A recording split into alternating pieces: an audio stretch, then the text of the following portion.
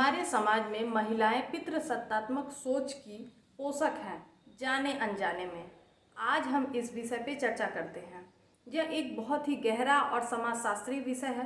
पितृसत्ता केवल पुरुषों द्वारा थोपी गई व्यवस्था नहीं है, बल्कि यह महिलाओं द्वारा भी जाने अनजाने में शामिल किया गया एक ढांचा है। जब महिलाएं ही पितृसत्तात्मक सोच को बढ़ावा देती हैं, तो इसे अंतर्निहित महिला द्वेष कहा जाता है। आइए समझते हैं ये काम कैसे करता है और इसका एहसास क्यों नहीं है। पहला वजह है समाजीकरण। बचपन से ही लड़कियों को सिखाया जाता है कि एक अच्छी लड़की, आदर्श बहू वो है जो त्याग करे, जो चुप रहे, घर के पुरुषों की बात माने। और जब कोई महिला इसी माहौल में बड़ी होती है तो वो उसे संस्कार मान लेती है, गुलामी नहीं। और उसे लगता है कि इसे बचा के रखना मेरी जिम्मेदारी है। दूसरी वजह है सुरक्षा और स्वीकार्यता। समाज में रहने के लिए महिलाओं को अक्सर पुरुषों के संरक्षण की आवश्यकता महसूस कराई गई है, चाहे वो पिता का संरक्षण हो, पति का हो या पुत्र का हो।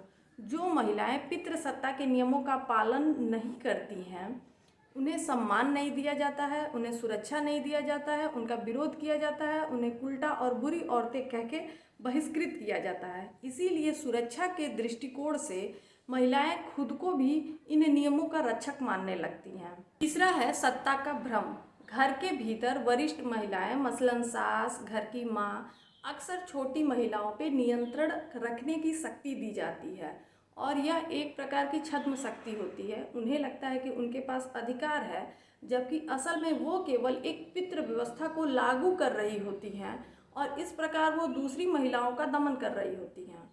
चौथा है दूसरी महिलाओं से प्रतिस्पर्धा। पितृसत्तात्मक महिलाओं को एक दूसरे के दुश्मन के रूप में पेश करती है, जैसे सास बहू के झगड़े, सहेलियों में जलन। जब महिलाएं एक दूसरे की टांग खींच रही होती हैं, एक दूसरे के चरित्र पे सवाल उठा रही होती हैं, तो वे अनजाने में पुरुषों के उस नज़रिए को मजबूत कर रही होती हैं कि औरत ही औरत की दुश्मन होती है। पांचवा है पसंद का भ्रम।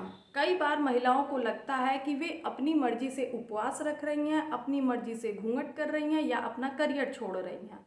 लेकिन समाजशास्त्र के नज़रिए से देखा जाए तो आपको पता चलेगा कि ये एक सामाजिक दबाव है, बचपन की कंडीशनिंग का परिणाम होता है। इसे पहचानना इसलिए मुश्किल है क्योंकि यह प्यार, धर्म और संस्कृति की चादर में लिपटा हुआ रहता है। उदाहरण के तौर पे, जब एक माँ अपने बेटे को घर के काम नहीं सिखाती जबकि बेटी को सब सिखाती है, तो वह पितृसत्ता को पाल रही होती है।